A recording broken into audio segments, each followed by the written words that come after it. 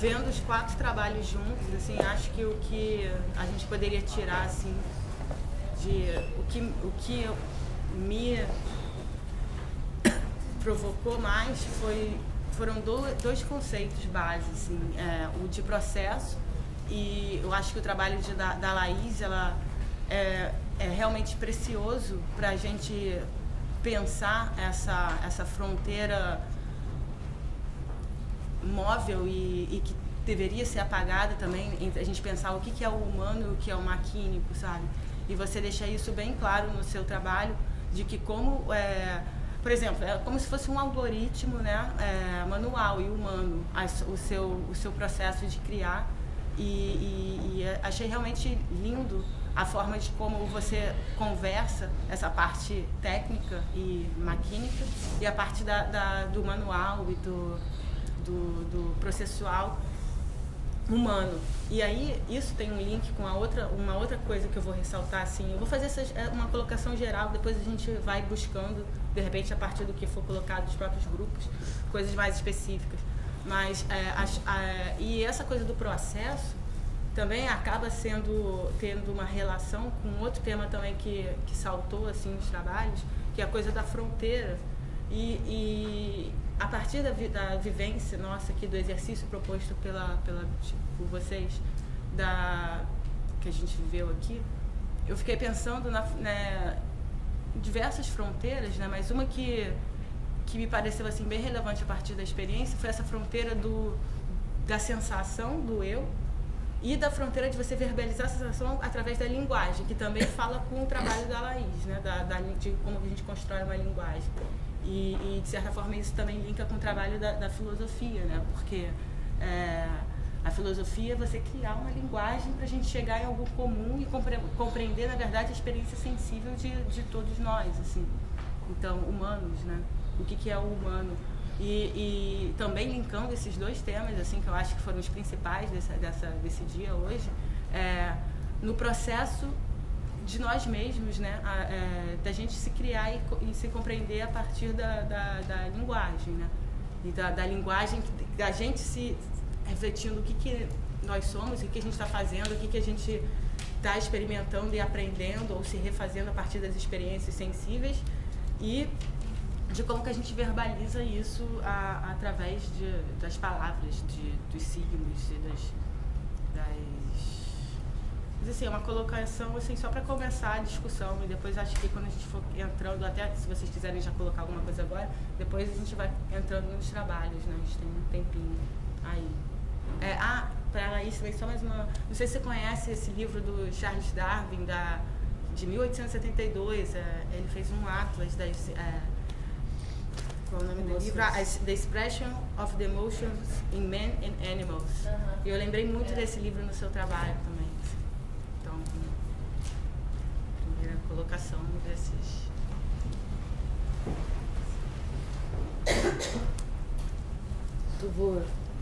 Vocês querem comentar o que a Aline está colocando ou a gente emenda em mais questões, assim? Emendamos? Então, uma coisa que me chamou também a atenção nos 4 trabalhos que uma discussão que me interessa muito, que é uma discussão do Pierre Bourdieu, num texto que ele tem chamado Campo Intelectual, Projeto Criador.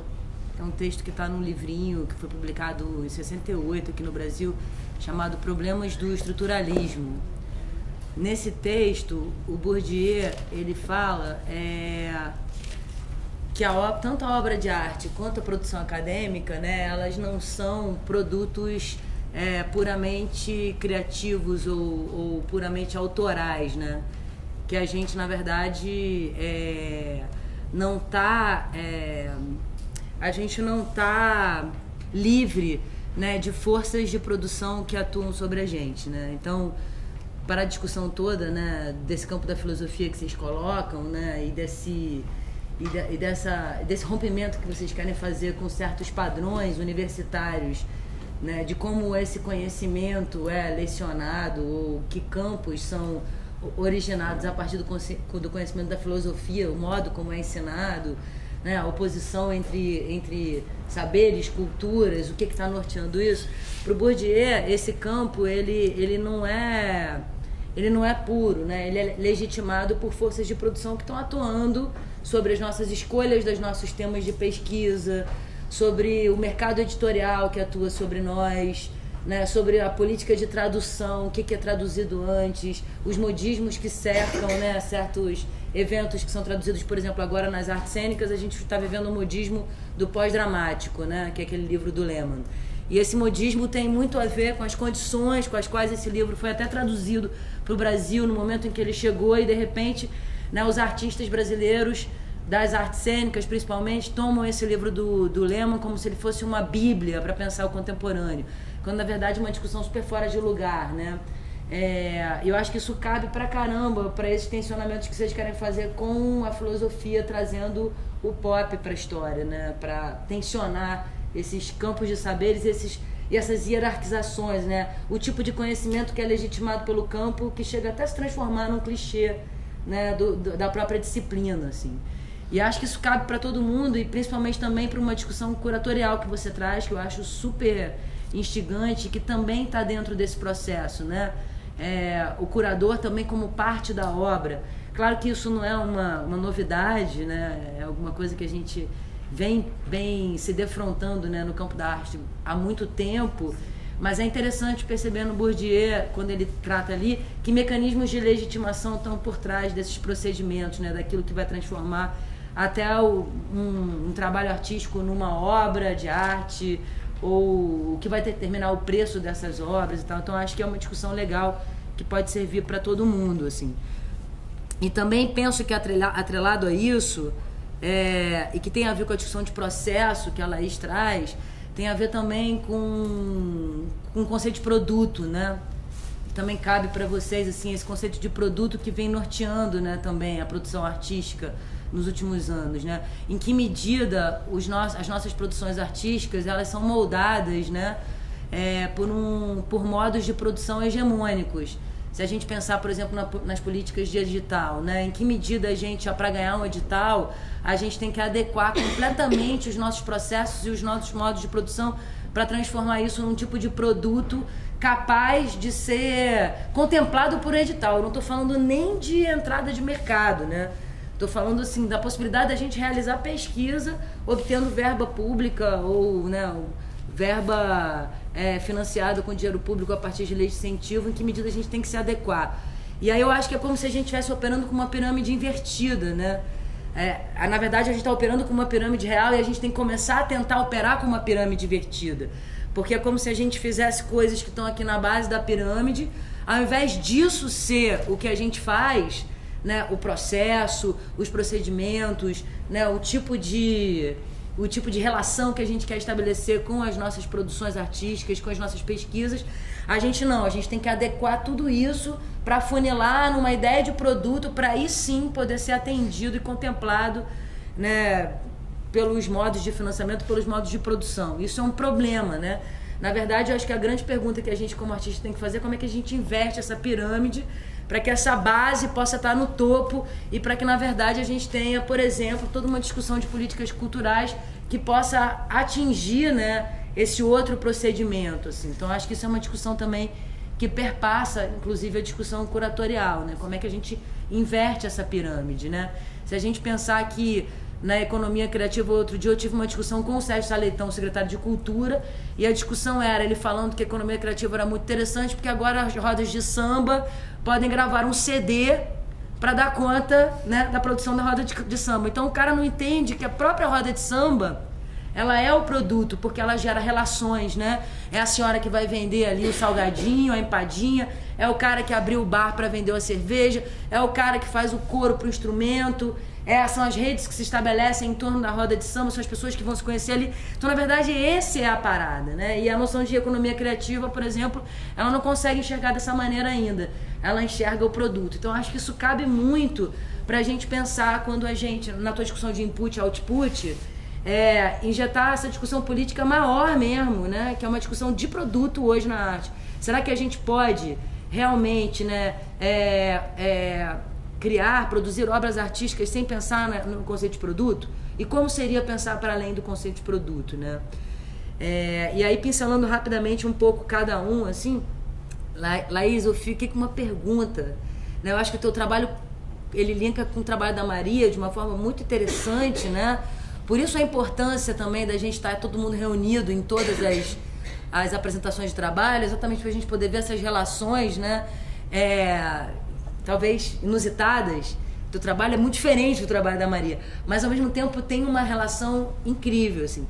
Mas eu fiquei intrigada com uma coisa que você falou, porque uma hora você disse assim, que você estava indo também para além da forma das danças e que o que estava te interessando era chegar num lugar para além do contexto dessas danças. Sim. Eu entendo o que você fala, mas a minha pergunta para você, assim, como uma provocação, em que medida você pode enxergar nesse teu trabalho dimensões políticas para o que você está pesquisando? Em que medida você pode ir além da forma, pensando que também a gente tem uma discussão superada no campo da arte, que forma é conteúdo, né? Então, como é que você lê o teu trabalho de um ponto de vista político e como que você enxerga esses conteúdos produzidos por esses suportes incríveis que você está usando para enxergar esses movimentos, né? Em que medida... Porque no trabalho da Maria eu vejo essa decupagem ou esse trabalho microscópico das forças que estão ali também presentes nessas danças, mas eu vejo propósitos, até porque eu talvez conheça até o trabalho dela há mais tempo. Não estou dizendo que o teu não tenha, mas queria te ouvir falando disso, assim. Isso para você. Não, queria só mais um... deixa eu só ver se eu termino, que aí já libero para discussão, assim.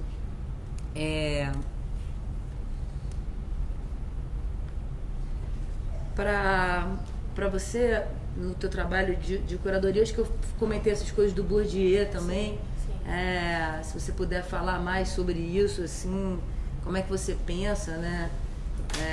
Essas relações, queria poder te ouvir falar mais.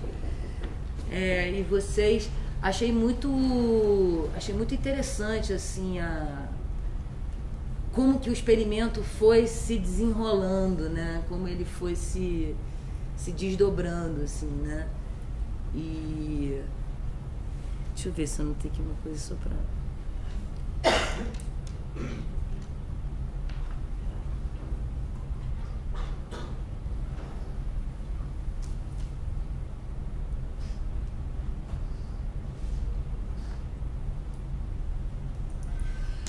quando eu li o projeto, a gente discutiu o projeto antes de vir pra cá, eu fiquei com outras questões, mas que eu não vi aparecerem agora, assim. Eu queria entender melhor essa noção de fronteira que vocês estão operando, né? Porque também essa noção de fronteira, ela traz, de uma forma muito inerente, questões políticas, né? Eu gosto muito de um trabalho do Benedict Anderson, que é um antropólogo, sociólogo, que pensa comunidades imaginadas, né? Como que o estabelecimento de fronteiras é alguma coisa que a gente cria também, né? Alguma coisa, ela não é dada, né? A fronteira nunca é algo dado, assim. Ela é alguma coisa que a gente cria, que a gente imagina e que a gente acredita que ela existe. Claro que isso tem dimensões muito sérias, né? Tem fronteiras que a gente tanto acredita que há instituições que se montam em torno dela e que nos impedem de passar de um campo para o outro. Mas queria entender melhor, assim, como que vocês estão operando esse conceito de fronteira, né? E para vocês, né, galera da filosofia pop, eu fiquei pensando algumas coisas, assim, também que me inquietam, né? Essa relação da filosofia pop hoje com o que também a gente percebe, que são os movimentos da relação da autoajuda com a filosofia, né? Cursos de filosofia por todo o Brasil para leigos, mas que se confundem, né, num lugar de autoajuda. Queria saber como que vocês estão entendendo isso, não diminuindo o lugar da autoajuda, mas também entendendo o pop num outro lugar que acaba caindo, que você disse que não teria a ver, né, com a ideia lá do Justin Bieber, mas que de alguma maneira, algumas desses experimentos, como eu enxergo, às vezes caem também nesse campo.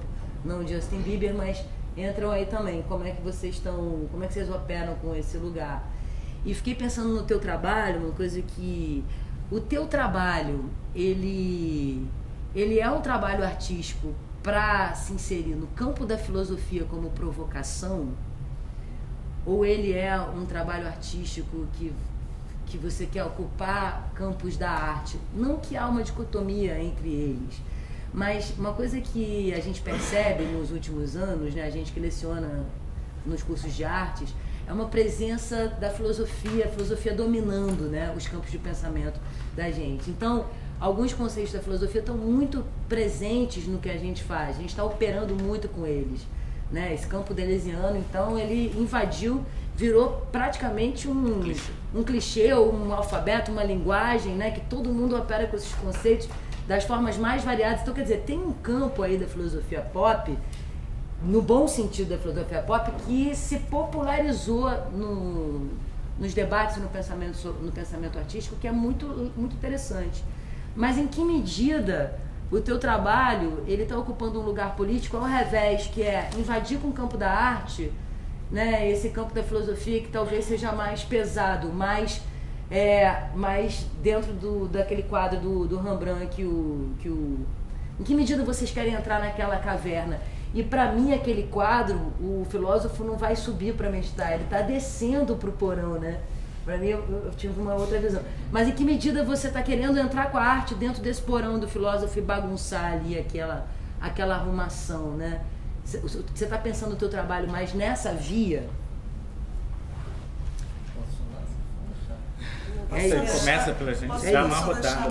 Vou deixar mais uma questão que me pareceu também ser que tem sido recorrente ontem e hoje, e que eu pensava que a Michelle ia trabalhar um pouquinho mais, que tem a ver com aquilo que é e que passa um pouco sobre todos os trabalhos, que é esta questão das teatralidades expandidas, não é? E não só das teatralidades expandidas, como também do corpo expandido.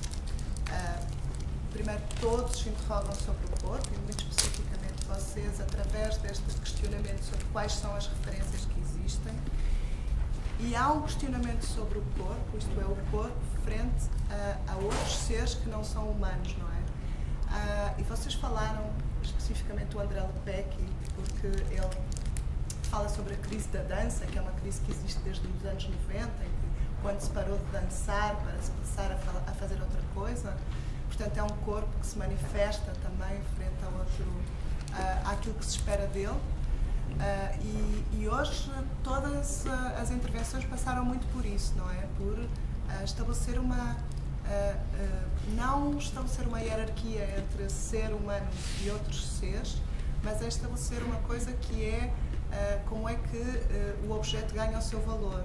E o próprio André Lepecki, há uns 4 anos atrás, tem uma palestra precisamente sobre a importância do objeto em cena, não é? Como é que já não são corpos que deixam de dançar, são corpos que deixam de existir em cena, onde o objeto ganha importância e onde muito daquilo que vocês falam também é precisamente essa importância sobre a objetificação, que é um conceito, há um texto do super conhecido Art and the Objecthood do Michael Fried, que é do tempo dos minimalistas, não é? Que se calhar volta outra vez quando falamos em expandir, em teatralidades expandidas, em corpo expandido. Estamos a voltar outra vez a conceitos que já foram falados, estamos a voltar outra vez às mesmas referências, é uma provocação. Há uns tempos atrás eu li um artigo do Walter Mignola sobre aquilo que são as referências e como é que o processo de decolonização é importante, não é? Em que ele explica que o conceito de raça é todo um conceito desenvolvido para justificar a colonização e, portanto, para justificar porque é que existe uma raça superior e outras inferiores. Então, hoje pareceu muito que esta discussão à volta de as questões de hierarquia é super importante no campo artístico e super importante de pensar que não existe. Será que existe um espaço para a arte se processar? Será que existe um corpo que é um corpo que tem um significado mais importante do que outros com os quais se relacionam. Então, além de tudo aquilo que tu disseste, que também acho que é muito importante, vocês referiram a esta questão, será que o processo não é um produto? Porque, por exemplo, nas artes visuais, isto é completamente assumido, o processo é um produto e é completamente defendido em editais. E nós vemos também que nas artes cênicas existe esse voltar a isso. Nós temos vários exemplos de artistas que estão a entrar dentro do espaço museístico, a pensar no espaço museístico numa perspectiva de processo e a pôr o corpo como objeto dentro do espaço museu. E, portanto, a repensar também o que é que significa colocar-se dentro de um determinado espaço ou outro. Portanto, há várias questões que foram aqui colocadas, estas que também perpassam muito. E pronto, deixo esta provocação, foram lançadas várias, acho que esta toca várias questões, toca a questão da Laís, toca a questão da Michelle, toca a vossa questão também daquilo que é a experiência, não é? Isto é, de repensar o corpo e o objeto como experiência, e a vossa que questiona todo esse corpo, que eu até diria um corpo brasileiro, não um corpo brasileiros, não é? Porque o Sudeste é tão diferente do Sul e do Nordeste que também essa percepção é muito diferente. Zona Sul, não é? Então, exato. Tantos conceitos aqui à volta. E deixo também, então, esta questão do que é um corpo expandido, um espaço expandido, uma experiência expandida, para além desta questão do produto e processo, como vocês estavam a falar. E destas provocações. Para mim, a filosofia pop, mais do que tudo, é uma própria provocação à filosofia. E nesse sentido, também um repensamento deste espaço expandido da filosofia.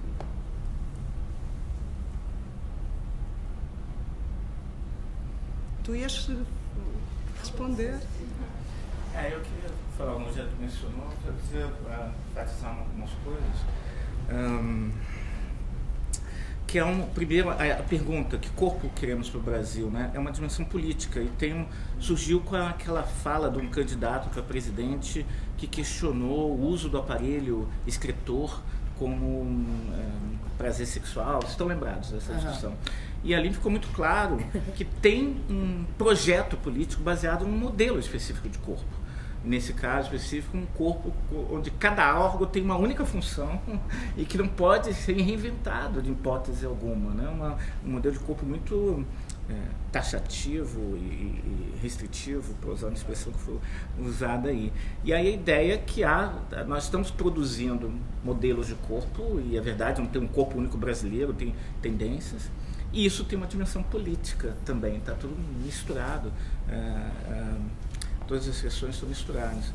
Aí, tentar só trazer as coisas que essa ideia é uma provocação para a filosofia, mas é uma tentativa de parceria com as artes. A filosofia, tradicionalmente, faz parceria com a ciência. A filosofia ajuda a ciência. A filosofia pop está falando, queremos também parceria com a arte. E, nesse sentido, tem é um projeto político de reabilitação do corpo cotidiano, de alguma maneira, que eu acho que seria uma tônica da arte contemporânea, da dança contemporânea, e a filosofia pop também está um pouco um questionamento dessa idealização corporal que se dá de muitas maneiras. E aí, eu sei que ficou muita coisa a falar, mas a gente tem uma genealogia do pop. A ideia é que o pop do Justin Bieber, tem gente que pode até gostar do Justin Bieber, seria o pop 2, e tem uma filosofia pop 2, que não é só autoajuda, é filosofia prometida em 90 minutos. Tem uma série de livros aí, Kant 90 minutos, está te prometendo um consumo rápido, com receita de bolo, essas coisas todas. Então, há um risco, a gente quer simplificar, a gente quer tornar mais acessível, mas corre o risco de virar alguma coisa que não é mais filosofia, que é algo muito... Quer dizer, filosofia é ao contrário de autoajuda, é autodesajuda, de alguma maneira. Então, há um risco nesse sentido de fazer uma filosofia pop 1, que é essa de embaralhar alto e baixo, de cair no pop 2. Mas a gente tem uma postura crítica em relação a isso, porque senão... Não, eu queria só complementar, porque assim, e até talvez para direcionar também para outro lugar mesmo, porque meu trabalho ele se encontra, né, na discussão da filosofia pop de uma outra maneira, né? Que eu não sei se ficou tão claro, mesmo porque também, né, não veio nenhuma provocação, né? E eu não sei como que é visto, né, um trabalho de uma filósofa, porque eu sou filósofa, né? Não que é eu simplesmente ir lá e dançar e não falar nada e não utilizar nenhuma ferramenta, né, argumentativo, enfim, nenhum conceito, né? Então, eu acho que é um outro ponto, né, que a gente trabalha também, que talvez até encaminhando um pouquinho também para o Alessandro, né, quando você pergunta, né, como que é que ele vai fazer isso, né, se isso é arte ou isso é filosofia ou o que é, né? Existe hoje também dentro da própria filosofia, do fazer filosofia, né, que se dá, que é talvez até esteja seguindo essa corrente contrária da dança, que a dança está indo cada vez mais para o conceito, está trabalhando cada vez mais ele na palavra, né? Os trabalhos estão conceituais, né? Você pega e você vai lá, e assim, é muito interessante que eu também estudo as emoções, você vai lá e você faz uma decupagem, né, em toda a movimentação, como o que resultado de movimentos você tem, como que você percebe aquilo, então você avança até nessa pesquisa. Só que assim, tem um ponto muito interessante que depois eu acho que a gente pode desenvolver, que tem um aspecto da filosofia pop, além desses mais comuns de serem vistos, que é não utilizar a filosofia como instrumento também, né? E não utilizar, porque a dança utiliza como ferramenta, né? O teatro, enfim, todo mundo está utilizando, vamos lá, vamos tornar mais complexo o que a gente faz, então vamos pegar e ir na filosofia, por isso a moda da filosofia. Só que tem algo que é o que eu me proponho, que claro, é muito inicial ainda, mas que é uma proposta de pegar e fazer pesquisa do próprio conceito em movimento, né? E que é um pouco diferente do que faz na dança, né? Que não é por isso simplesmente também só pegar, dançar a expressão, e aí por isso recuar o butô e outras coisas. E que corpo é esse, que é o corpo brasileiro, né? E como que ele faz isso, né? Dentro do meu próprio contexto, de alguém que é formado em filosofia dentro do Brasil, com a filosofia europeia, ocidental, e de um certo modo também, né, tem influência indígena, tudo aquilo que é a Ângela, né? E aí vai mais em direção um pouco da provocação da Ângela. Então acho que assim, só para a gente ampliar também, né, um pouco, porque são todos eles estão interligados, ele está dentro do que a gente chama de filosofia pop, dentro da filosofia, mas tem aspectos diferentes que é, por simplesmente, não é só pensar mais a filosofia, acho que esse é o intuito, né, de extrapolar esse lugar da filosofia como uma ferramenta, né, e pensar a filosofia como produção de conceito, né, e daí tá, né, pode chamar isso de arte, pode, o Deleuze fala, né, que o ato filosófico é um ato criativo, né, então, extrapolar essas fronteiras mesmo, né, então, enfim, e eu acho que o teu trabalho é fantástico por causa disso, que ele também extrapola, né, nesse sentido, ela vai colocar uma questão, que é uma questão que eu tenho também filosofia sobre as emoções, só que de uma maneira totalmente diferente, enfim, a partir do design, né, então são questões filosóficas que estão presentes, mas o modo de fazer, né, também, e ela não procura conceitos, talvez, né, e aí por isso se diferencia também do trabalho filosófico, né, enfim, só fazer essa parte para a gente poder, né, talvez isso não tenha ficado claro pelo próprio trabalho. Vou responder bem rapidamente, só para, já que você, né, mencionou, que eu venho mais ou menos buscando, a gente já tem mais ou menos uns 3 anos, pelo menos, assim, o nosso grupo, assim, reunido de pesquisa, né?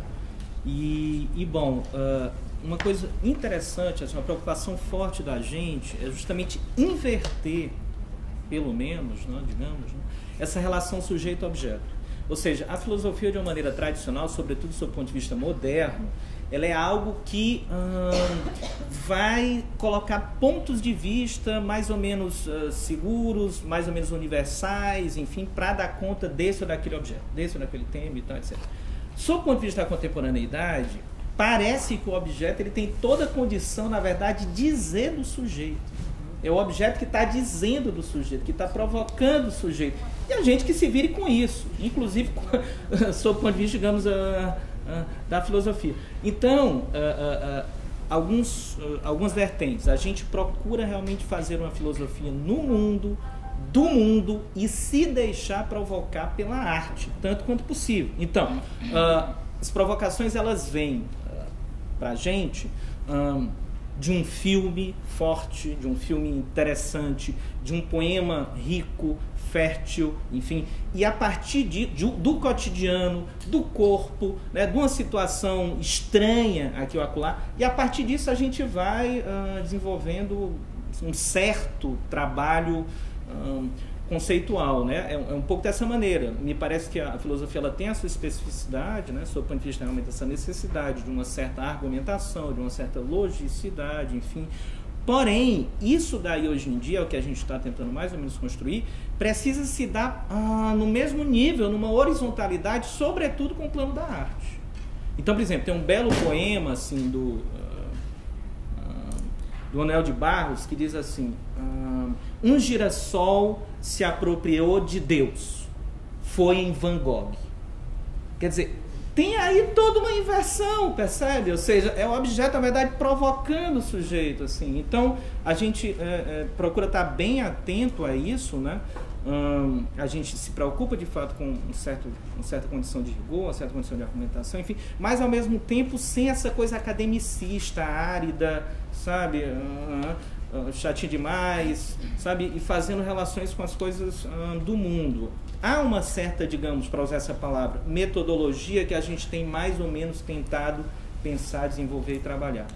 E, bom, ainda só para terminar, relativamente à singularidade, especificidade que eu venho tentando conduzir por agora, no para terceiro tecido, o fato é justamente um pouco esse, ou seja, eu fazia poemas, fui para a filosofia, hardcore e punk metal, enfim, ali.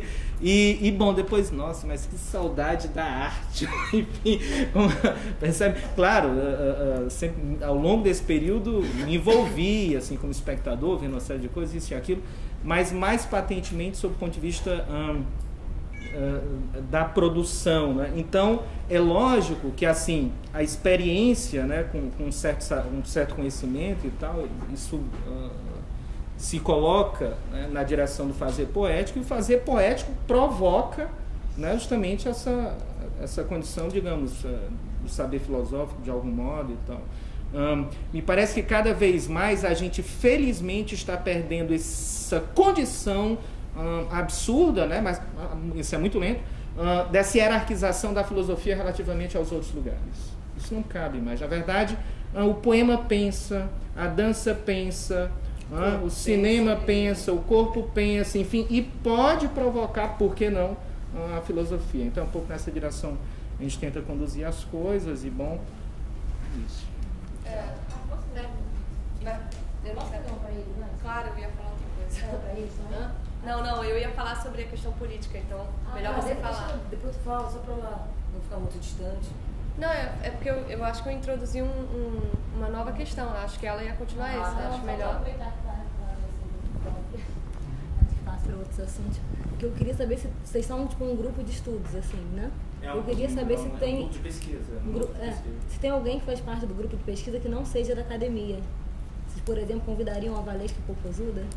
Valesca Popozuda ganhou o título de doutor em filosofia honoris causa, conferido pelo Pop Lab, no simpósio de filosofia em maio. Ela foi reconhecida como uma pensadora. É sério? Foi uma performance. Sério? É sério. É sério. A gente convidou a Valesca Popozuda, a produção disse que ela iria, não foi, mas a gente fez uma entrega simbólica do título de doutor. É óbvio, a ideia tem a maior parte é de acadêmicos não filósofos, pessoas que estão trabalhando em arte, em sociologia, em outras áreas. Mas tem também pessoas que não estão na academia, que estão atuando como músico, fazendo grafite, coisas de periferia, trabalhando com funk. Né? E qual que seria a sua diferença da Valesca Popozuda do Justin Bieber? Agora você fez uma boa pergunta.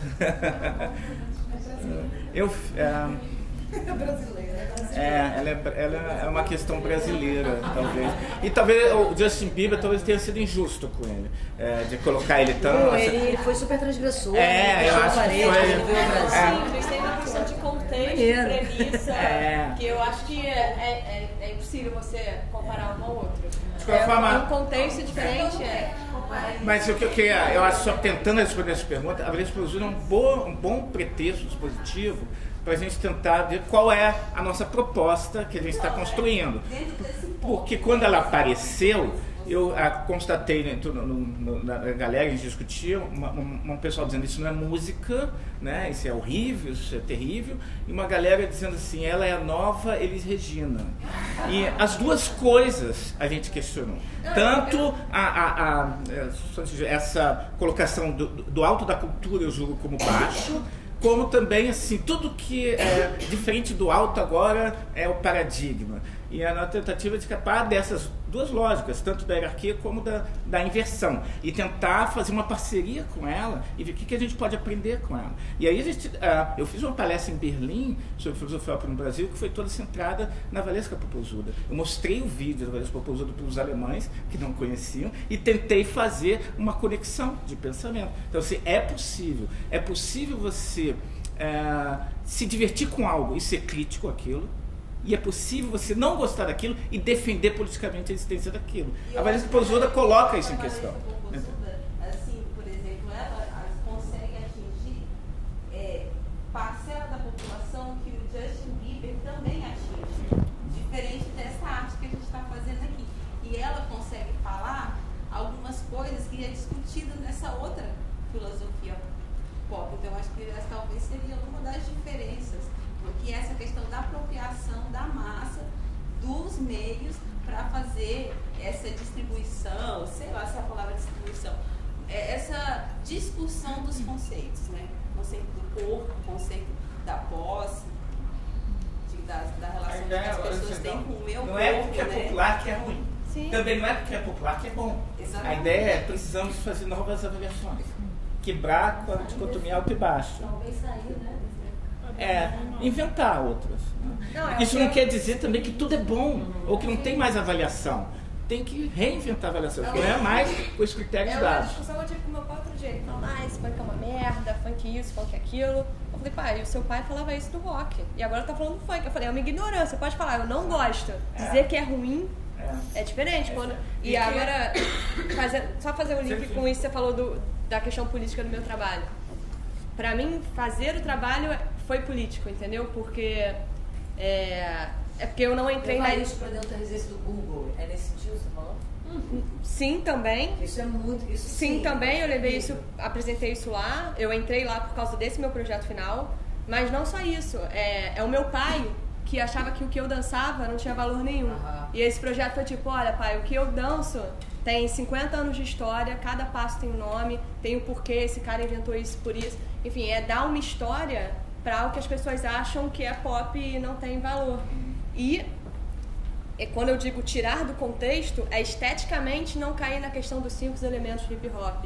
DJ, rap, grafite, usar a tipografia grafitada, ser um pouco asséptico e entrar na dança em si, entendeu?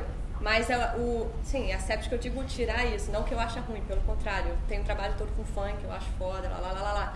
Mas, entrar na dança em si, e tanto é que eu conto a história da dança, o site que tinha tudo, conta a história de cada dança, principais bailarinos, os meus amigos que dançaram, contava também deles, sabe? Porque, enfim, eles são todo o meu projeto, eles vivem aquilo e tal.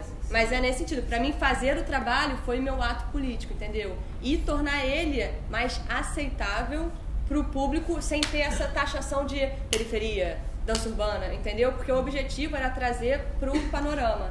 Porque o que eu vejo também, posso estar falando besteira, desculpa assim, mas vou aqui falar, por exemplo, uma companhia de dança que eu adoro é o GRN. É uma companhia de dança que usa elementos da dança urbana com a linguagem contemporânea, né?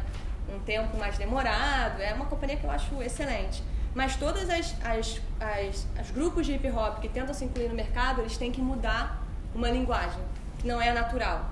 E eu não vejo no panorama, o que eu não acho ruim, nem acho bom, mas é uma coisa que eu não vejo, uma roda de hip hop, uma batalha. O hip hop tem um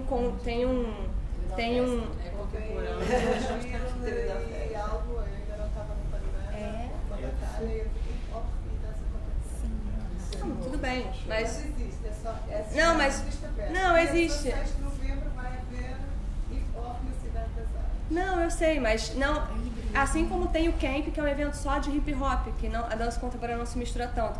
Eu acho que ainda existe uma separação muito grande. Assim como eu não vejo os havaianos dançando, dando aquela reboladinha, o passinho que agora tá ganhando. É sempre, eu acho que num contexto um pouco separado ainda. E o meu objetivo era trazer ele pra dentro, entendeu?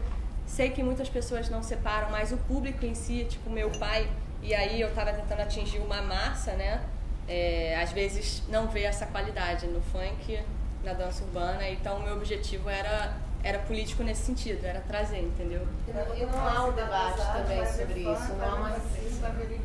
Pô, achou ótimo. Foi um projeto feito há 2 anos. O que eu acho que é bem interessante que a dimensão política, tanto a gente na filosofia, como imagina a galera na arte, tem um problema, que tem alguém que acha que tem o poder, é uma questão política, de dizer isso é arte, isso não é arte. Ou isso é legitimação. Na arte contemporânea é isso. A arte contemporânea hoje em dia é legitimação. Suposto poder, ninguém tem isso. Não tem, mas tem, na verdade, né? Porque eu queria... Agora, tem uma coisa que eu acho muito interessante nesse debate da descolonização, pena que ela foi, mas eu acho, na verdade, que a nossa grande questão, né, em várias dimensões, né, seja no campo bisturi, de dissecar onde você for, até, né, questões mais amplas, é o lugar da descolonização, até descolonização, mas não mais, né, em termos de opressores oprimidos, como tradicionalmente a gente vê. Mas o tempo todo, essa oposição centro-periferia, ela se coloca o tempo inteiro, né, em vários níveis, assim, né? Dentro do ethos do gosto, né, isso está o tempo todo nos modelando, né? Você é uma questão básica, não acredito, né? Nenhuma novidade, né? Senso comum. Mas é incrível como isso ainda nos persegue e como isso é um negócio datado nessa parada. Mas ela, enfim, ela atinge o nosso corpo, né? A nossa subjetividade, como as meninas já de operações tão bem falaram, né? Assim, na exposição delas, né? Mas é isso, parece que a questão sempre é essa. Né? E eu acho interessante essa questão da filosofia pop, que eu vejo hoje na arte contemporânea visual, que é o que eu posso falar mais, né? Eu não posso falar da dança tanto, mas é uma separação muito grande do público com a Bienal de São Paulo, sabe? E eu acho que hoje em dia, tipo assim, a arte virou filosofia visual. Se você não sabe Kant, você não sabe apreciar aquilo, sabe? E eu acho isso um pouco injusto, assim, tô sendo muito sincera. Não acho ruim nem bom, tá? Eu só acho que essa separação da arte com o público é uma coisa muito importante.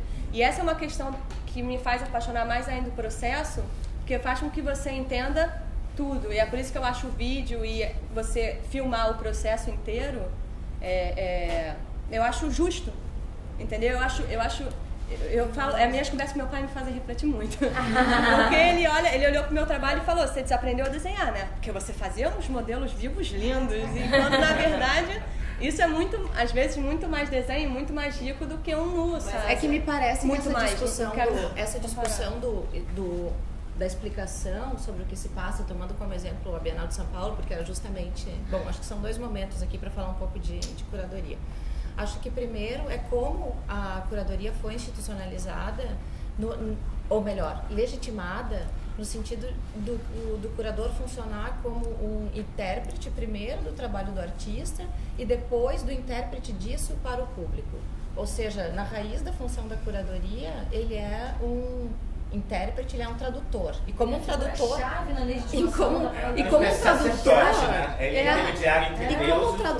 exatamente, ele é um traidor, né? Ele é um traidor. O problema é que se estabeleceu um modelo absolutamente vertical, porque o curador também é aquela figura que media várias instâncias, desde a parte institucional, que ele está sempre em contato, e de repente se estabeleceu esse modelo vertical.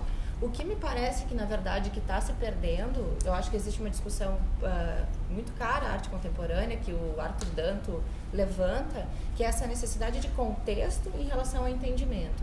Então, o curador fica entre aquela função de ser o curador espectador, porque se a gente pensar numa abordagem que vem do Rancière, do espectador emancipado, por exemplo, a gente pensa que para a emancipação do espectador, o curador também não pode ser um curador embrutecido. Ele tem que ser o curador, aquele que se porta como o mestre ignorante, que pensa, eu sei alguma coisa, a outra pessoa também sabe, vamos estabelecer um momento de troca. E não no sentido de que eu vou explicar para você aquilo que você não sabe. é aquele que dá a possibilidade para o outro construir a sua própria narrativa. E a narrativa, ela é subjetiva, não existe certo, não existe errado, não existe bom para você entender isso. Enfim, acho que esse tipo de relação de emancipação na arte, me parece que está havendo um movimento de curadoria muito forçado pelo entorno, nessas disputas de campo, para falar um pouco de Bourdieu, numa tentativa de horizontalização. Hoje a gente não vê, ou dificilmente vê num grande evento, um curador único, que seja o curador-autor, ou seja, a gente pode falar numa diluição de autoria ou de uma autoria compartilhada. Existe até uma alternância do termo de curadoria, como a gente vê nas últimas bienais, por exemplo, a Bienal de Veneza, chamando a curadoria de direção artística, que é um termo apropriado do cinema, que vai entender que a direção artística também é aquela que dialoga com várias outras instâncias e das artes cênicas também.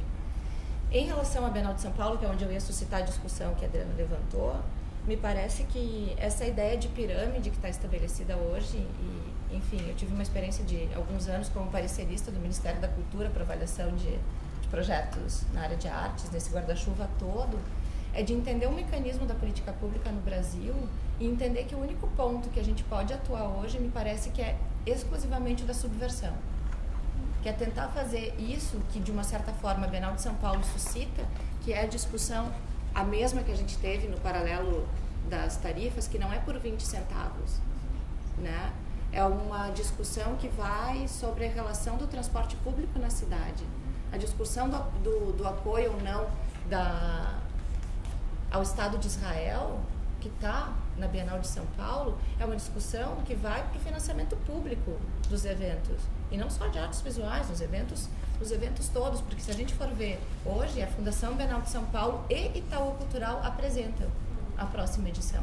Ou seja, esse funcionamento da máquina de financiamento público, seja por edital, me parece que também pode existir um discurso que a gente cria para ser contemplado e um discurso que a gente pode subverter para executar. Então, acho que a gente está um pouco nesse... A gente está tateando esse lugar. Exatamente, pensando, bom, aonde a gente pode... O que a gente pode fazer? A gente pode usar isso. Por isso que a discussão de processo é fundamental, né?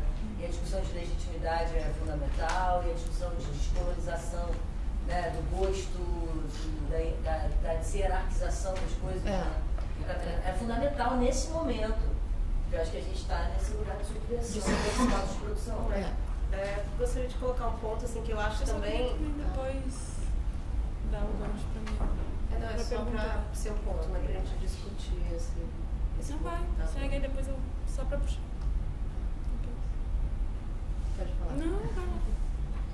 Gente, eu vou falar. Sacanagem. Não, o que eu queria, na verdade, ressaltar é que, assim, eu, pelo menos, assim, eu vejo, né, de uma maneira bem radical, que o produto da arte está bem relacionado com os bancos ou com toda essa estrutura, né? Então, assim, para mim, eu vejo como, assim, eu não vejo como uma saída, né, de ruptura a partir desse modelo, enquanto você quer produzir arte desse modo, né? Eu vejo quando você cria novos modos de fazer arte e que amplia essa interface, principalmente sai da figura do artista, né? Enfim, você vai extrapolando, você vai rompendo com essas estruturas. Todas essas estruturas são muito da modernidade ainda, a gente está muito apegado e é por isso que a gente pega e analisa dessa forma, né? Então a gente vai continuar lutando contra algo que é propriamente o que se precisa. Mas talvez não seja uma luta contra, seja um aproveitamento da estrutura que está posta no sentido de conseguir transformá-la. Eu vou citar um exemplo pontual que eu acho que cabe, que é, por exemplo,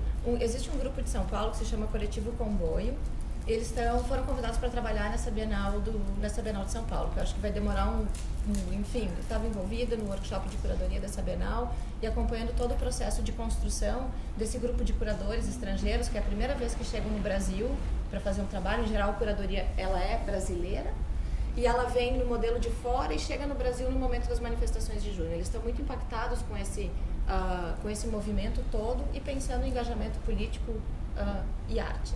Ele se encontra com esse coletivo, que se chama Coletivo Comboio, que eles ocupam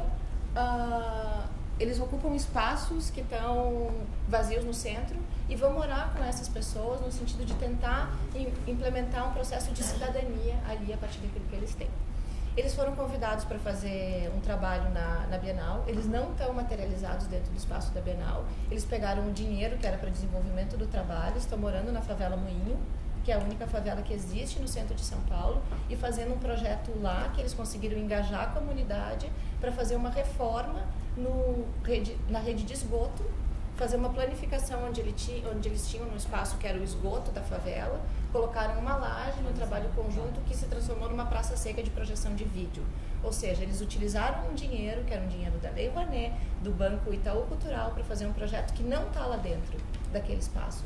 Ou seja, isso também é uma forma de dar uma curva no sistema e tentar sair um pouco disso. Não sei. Sabe? Não, e essa atitude deles parece que é super grave na hora da prestação de contas, eu vou ficar com a pena deles. Mas, cara, mas é foda, né? Porque se a gente não... Porque, por exemplo, uma prestação de contas a gente tá falando disso, mas é porque eu acho que, do ponto de vista conceitual, isso implica muito no que a gente faz. A prestação de contas determina que há uma desconfiança sobre o que você faz, quando na verdade a prestação de contas é o que você realizou em um processo. Né? Você tem que provar, cara, que um clips você comprou por um determinado valor e o todinho que você comprou, ele vai se encaixar no negócio de uma determinada maneira, é muito absurdo. Mas no fundo Então, na verdade é isso, né? Eu dou um exemplo a um artista espanhol que se chama José Fodávila, que fez um projeto na Colômbia, ele apresentou-se a edital dizendo que o seu projeto era dar dinheiro a mulheres anónimas. E o projeto era isto, era estabelecer uma relação, portanto, estamos a falar de uma zona onde o narcotráfico era muito forte, e portanto estabelecer uma relação do que significa dar dinheiro. Então, obviamente que se eu dar dinheiro a mulheres anónimas, eu não tenho recibo, não tenho absolutamente nada. Quando foi para prestar contas, eu não tinha possibilidade de prestar contas, ele justificou que era um projeto dele. E foi, portanto, a Comunidade de Madrid, completamente direita, assumiu que aquele projeto podia ser feito, mas na altura de prestar contas achou que não, que disse não, que ele tinha que apresentar as contas. Se não tinha contas para apresentar, ele tinha que devolver o dinheiro. E ele, obviamente, que não tinha nem o dinheiro, nem as contas para apresentar, e levou o caso foi a tribunal. Ele ganhou o caso. Obviamente, ele ganhou o caso porque foi justificado todo o processo. Então, acho que inclusivamente até pediu indemnização por danos morais. Que ótimo. Olha, mas essa... significa que é esta ressignificação também daquilo que Total. É que enquanto a gente se adequar, mas isso é um embate da pesada. Isso é um embate da pesada, assim. Esse é um campo de embate material. E é o risco que o artista tem que assumir e saber que sim, ok, vai entrar dentro de um sistema, o sistema aceita e depois não aceita, porque o sistema é assim, o sistema está sempre a dizer tudo bem e depois afinal diz, enganei-me. O sistema tem a possibilidade de dizer enganei-me. Mas depois a questão passa também por aí, que é, eu assumo este risco, sendo que eu podia ter perdido, não é? Mas provavelmente teria feito toda uma revolução e tido uma série de abaixo-assinados que o defenderiam. A verdade é que a justiça o defendeu. Portanto, o sistema de alguma forma ainda funciona. Eu não acredito que não seja igual noutros contextos, porque no fundo o sistema é muito parecido mundialmente. Só refletir, só para colocar uma questão, que é o embate da pesada. Como é que a gente se propõe a viver esse embate da pesada de uma forma individual ou não? Porque viver ele de uma forma individual é comprar um jogo sozinho, sendo que esse jogo não é só do artista que está fazendo isso, né? Ele está promovendo uma transgressão que talvez seja uma transgressão que gere novas ordens, né? E o quanto que a gente é capaz de acompanhar esse jogo ou não, que é um pouco que a gente trouxe também em relação à potência que o coletivo tem de dar suporte à resistência e a transformações, assim, sabe? É precisamente essa, quando se fala sobre as teatralidades expandidas, corpo expandido, eu vou até dizer filosofia expandida, é precisamente o que é isto, isto é, até onde é que vai a arte, e tem a ver com aquilo tudo que é como se valida a arte, o que é arte, o que é outra coisa que não arte, não é? Portanto, tudo isto, há fronteiras que são muito frágeis e aqui vocês também colocaram isto de uma forma muito muito concreta hoje, não é?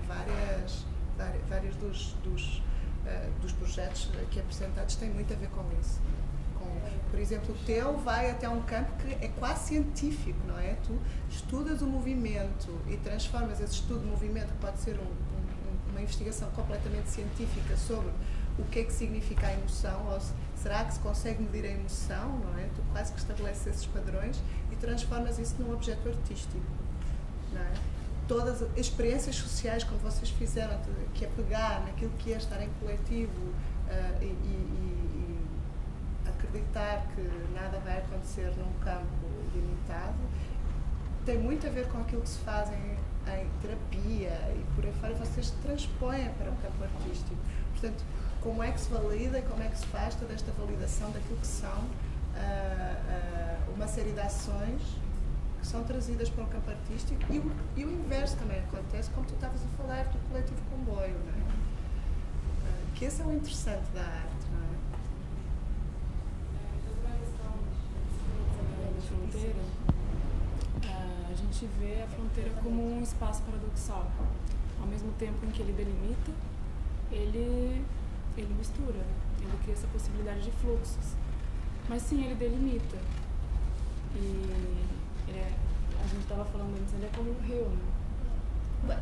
Você está falando em várias culturas o rio servia como uma fronteira clara de troca, de intercâmbio, e para a gente também ficou como uma metáfora de rio, que é um lugar de fluxo, um lugar de navegação, e a fronteira também é esse lugar assim, entre, que é de porque acho que a intenção também era tensionar e experimentar outros, porque como você falou, a fronteira é a forma que a gente acredita, como a gente cria esse conceito, como a gente constrói o conceito. Então a intenção é um pouco de desconstruir um pouco e entrar em outras possibilidades de vivenciar a fronteira, e nesse caso através do corpo, nesse caso através de um lugar de interior e exterior do corpo, que eu estava muito inspirada, ou a gente estava inspirado, em particular em um texto que se fala sobre o filtro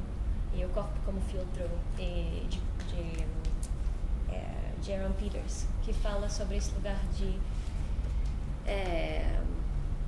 como se fosse um sistema imunológico cultural que se cria para se proteger do mundo exterior, e como essa estrutura imunológica pode ser diluído ou mais porosa.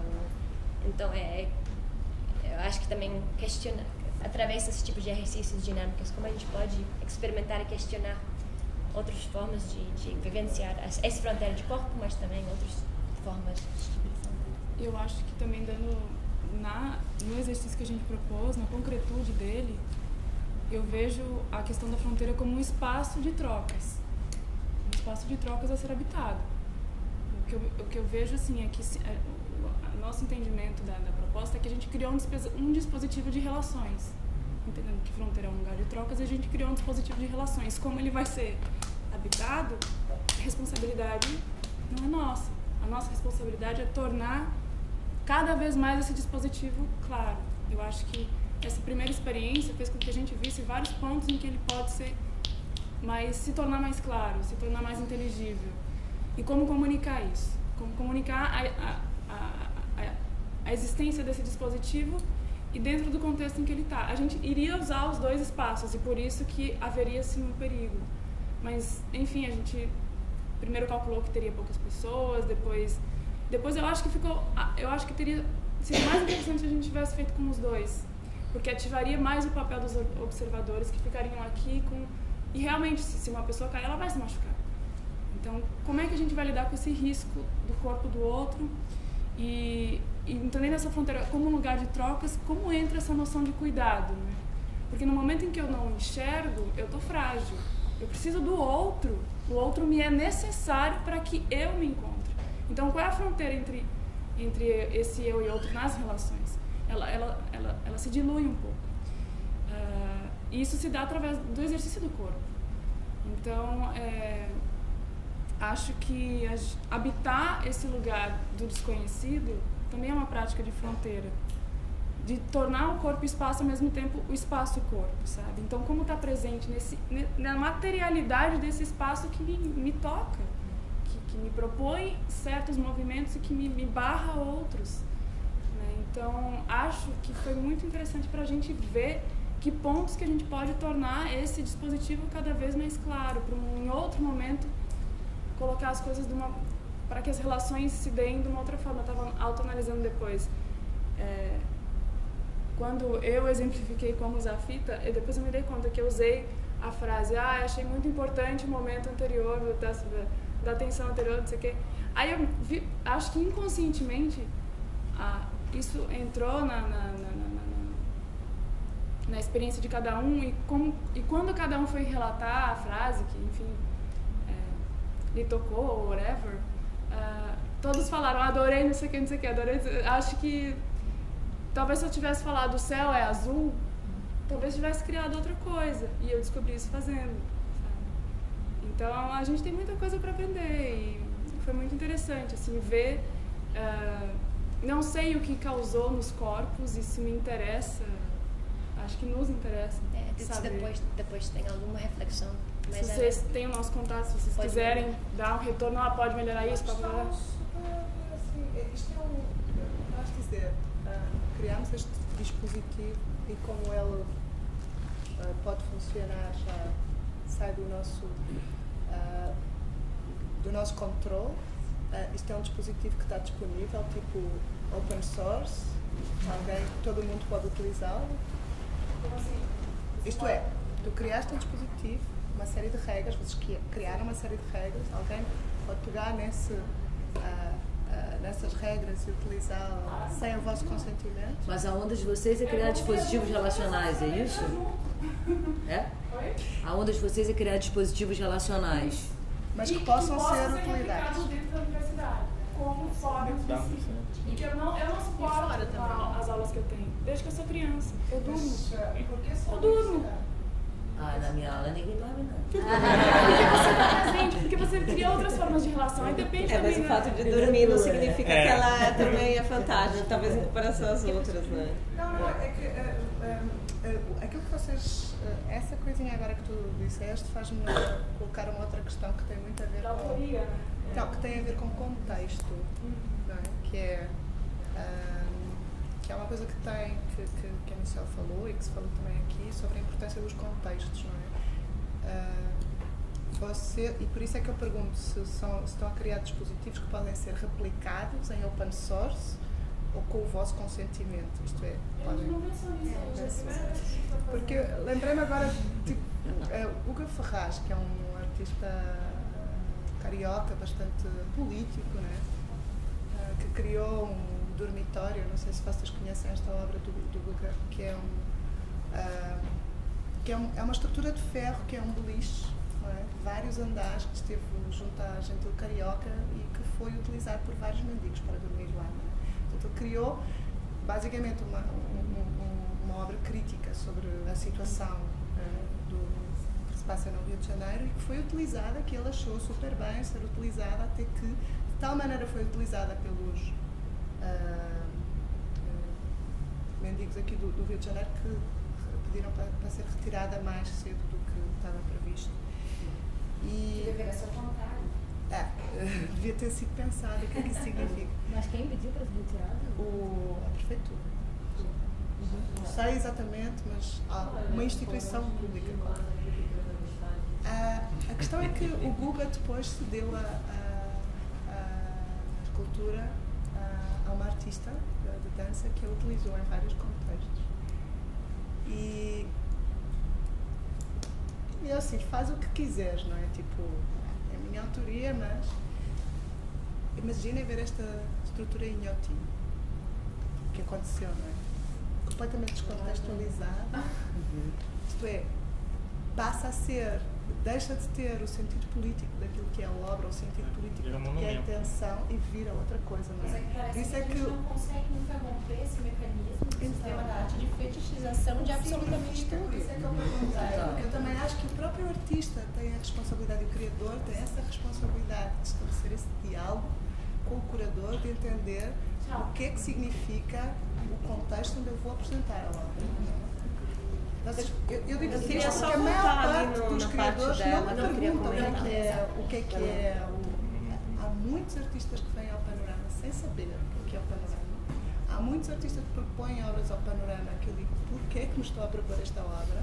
Portanto, não há uma noção também, isto dentro daquilo que é a relação de contexto e de curadoria, do que é a possibilidade de contextualizar a sua obra. E eu acho que isto também é uma reflexão super importante para tudo aquilo que se propõe a nível Só queria aproveitar muito rapidamente, porque você havia colocado essa coisa forte, né, que já atravessou desde o início a conversa, a partir do fenômeno Justin Bieber, Valesca Popozuda, enfim, como é que as coisas vão ganhando de fato valor, né? E assim, na seguinte direção, o que é que vai valer a pena ou não dentro da arte? A pergunta é dificílima, mas evidentemente, enfim, demoraríamos aqui, mas de qualquer maneira, e aí um pouco nessa direção do que falava ainda há pouco, essa coisa também do artista de fato dizer da obra dele, né? Tipo assim, para além até do juízo de gosto, até onde é possível, como é que a gente consegue iluminar, dar a ver alguma coisa que pode ser forte no caminho da arte que está em pauta, seja do artista mesmo que criou, enfim, a gente que está fruindo, enfim, a gente todos somos um pouco criadores, um pouco críticos, um pouco... E aí entra essa condição, né? Quer dizer, como ler, como dizer, como falar um pouco mais e melhor, se é que isso é possível, né? Mais uma vez, mas acho que é uma responsabilidade muito nossa, digo, enquanto gente que reflete, enquanto gente que cria dentro dessa relação arte-pensamento, realmente, né? Como buscar conceitos ricos, né? Iluminadores, né? Senão a gente fica muito fácil. Por exemplo, só para terminar, dentro dessa história do Valesca Popozuda, né? Tem algo aí que é muito forte, que é terrível, porque é muito fácil, autoritariamente, preconceituosamente, o centro dizer, olha, isso daí não presta, isso não é nada que vale a pena, isso não é arte, isso não é filosofia, enfim, então, etc. E não sequer coloca um ponto de vista. Como é que a gente pode se defender disso? Percebe? Ou seja, dentro do jogo de forças que vai atravessando, girando aí as várias instituições, etc, etc. Percebe? Então, a gente precisa... É interessante porque isso implica o seguinte... para a gente desancar a autoridade, a gente precisa pensar. Entendeu? Ou seja, para a gente não aceitar essa coisa vinda de fora e tal, precisa entrar na obra de arte, a obra entrar na gente, ser a gente de algum modo, e pensar, eu digo, no sentido de falar bem dela, de iluminá-la, de dizer mais. Isso, mas exatamente, na imanência. Mas de que modo que eu... Porque assim, eu não sei se eu entendi aquilo que você fala, porque eu vejo o trabalho delas, eu não vi, né, não participei do trabalho, mas por essa fala, né, me aparece muito exatamente isso que é simplesmente colocar em cena, colocar na experiência, que é aquilo que um pouco que eu trabalho, né, que é a Erin Manning e o Brian Massimi trabalham, que é a filosofia ativista e essa ideia de paisagens relacionais, né, onde você cria um momento e um lugar para que as experiências acontecem.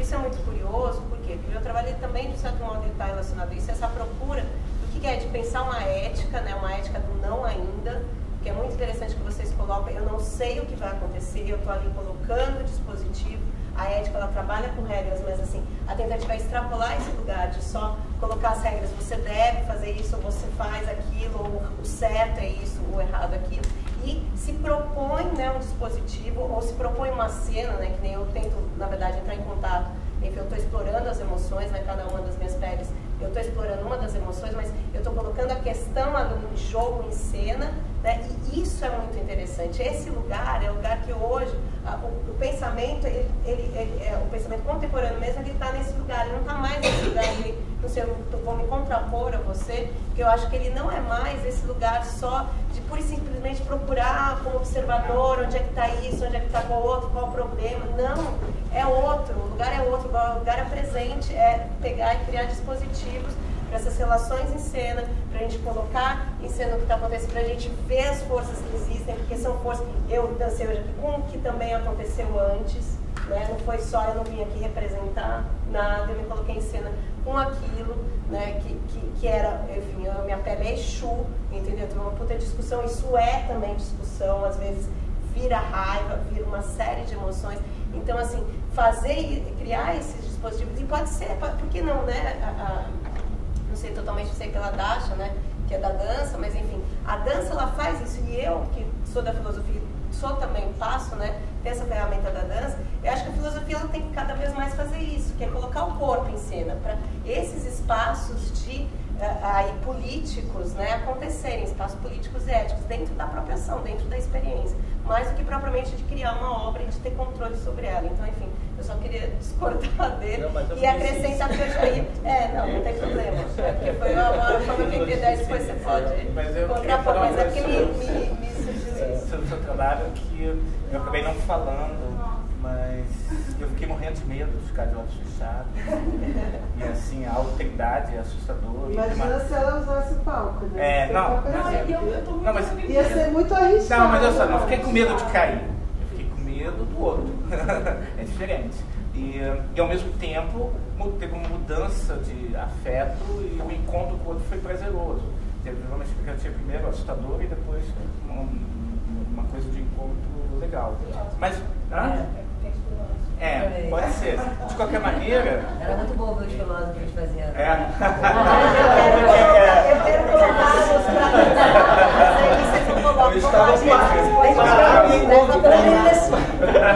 Eu estava parado Como dentro do bolso e foi soltando. Foi bonitão de ver. Cada um tem o seu tempo. Mas o que eu queria dizer é que foi uma experiência muito legal, corporal. Falei só rapidamente, porque me chamou a atenção. Você está intrigando.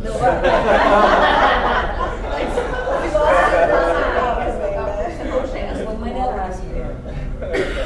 Ver desmontado, assim, achei bonitão. E tem tudo a ver com o que vocês estão propondo, né? Claro. Sim. Isso no geral, né? Não, geral. Mas também como você... Mas é que a galera da dança já solta mais rápido. É engraçado. Ela fala bem muita importância onde você está fazendo esse trabalho e de onde sai.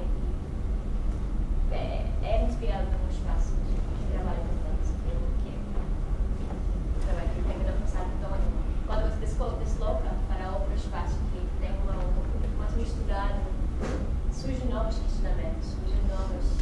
e dependendo do que está sendo questionado no espaço. O que aconteceu ontem e aconteceu hoje, também surgem essas reflexões. Eu acho muito, como a diversidade da arte caminhar, tanto com essas experiências de vivência, a gente começa a colocar outras coisas em questão no movimento. Mas também a gente queria fazer as coisas do falar fazendo. Não era simplesmente falar, eu experimentei mesmo, eu experimentei. Era tentar traçar esse meu espaço. A gente trabalha, às vezes, trazendo os ossos, contando o que aconteceu numa experiência. Mas diferentes dispositivos para conseguir, em ação, a reflexão naquelas questões de ação, que acho interessante nesse lugar misturado de pessoas tanto trabalho de forma como trabalho com sua. Mas eu só queria terminar. Uma coisa que me marca muito na fala desse lugar do que tem muito essa marcação do não acadêmico, produzir um saber não acadêmico, porque a academia é muito chata. Como fazer da academia um espaço poético? Por que a academia tem que ser chata? E com relação a... Mas isso é muito geral que você está falando. Cuidado. Você não pode generalizar assim, né? Como assim? Não generalizar, eu acho que esse discurso que a academia é super datado. Entende? Eu acho que isso não tem nenhum sentido, assim, porque ela não é, né, cara? Ela é muitas coisas no espaço universitário. E eu acho que talvez hoje seja um dos espaços de maior liberdade da gente experimentar coisas. Maior inovação, porque tem que acha e de ocupar esse lugar, na verdade, qual é o papel da universidade? Tem um lugar do pesquisador, que é da descoberta, que é da invenção, que é o lugar do novo, que é o lugar da experiência, de pensar o que é a ciência tem um campo totalmente de vanguarda, né? Então, assim, então acho que é meio cafona a gente hoje falar academia como se fosse uma coisa, pô, pelo amor de Deus. Eu não reconheço o meu espaço. Pessoas dentro da academia que a gente sabe, cara. Mas todo mundo, entendeu? Mas não é assim. Eu tenho no meu prédio pessoas que são... É um lugar, é um micro... Entendeu? É onde tem político. Mas é porque você generalizar, é você não perceber que, na verdade, aquele é um lugar a ser ocupado. E é isso que a gente está fazendo, né? A galera da filosofia pop, a gente está fazendo isso. Mas a minha questão não é generalizar.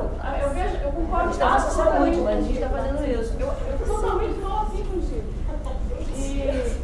E a minha questão é justamente, e não é a minha aula, a sua aula, a aula que eu dou, mas isso aqui não é a questão pessoal do indivíduo. Mas é também!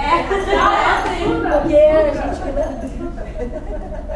É um dispositivo disciplinar que é maior que o indivíduo. Claro! É disso que eu estou falando. Lógico! E dessa construção que vem desde a educação básica até, e se reproduz em vários modelos, que gera posições, paradigmas de corpo, que está todo momento aqui. Claro, é a inversão de magia, né? Claro que as minhas aulas também não me deixam de terminar. E reivindico esse espaço, eu ocupo. Claro. Mas como fazer disso um lugar em que o corpo também gera conhecimento? Essa é a nossa questão. Que não só eu fico sentada numa aula super interessante, nossa, adoro, vibrando com o que está sendo dito, a forma como está sendo, mas como também colocar o corpo sem desconstruir esse outro espaço. Então, esse debate que você está falando, esse debate que você está colocando é o debate da área de artes hoje. Você fala assim, a pesquisa da área de artes hoje está se defrontando com esses mecanismos.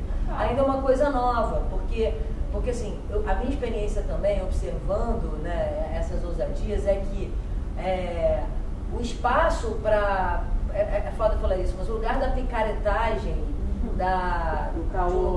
do caô, é muito nítido também quando a gente reivindica esse lugar, né? Esse lugar da filosofia pop que o Charles falou ali, tem um desdobramento disso ali, né?